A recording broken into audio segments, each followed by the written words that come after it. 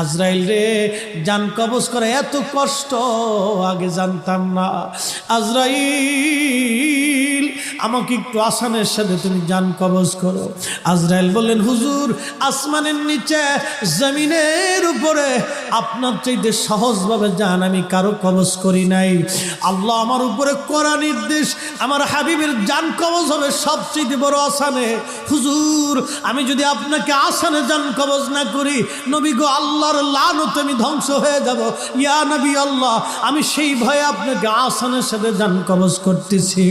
হুজুর গো, আপনি নবীর আগে এবং পরে এত আসানে কারো জান কবজ হয় নাই, হবে না।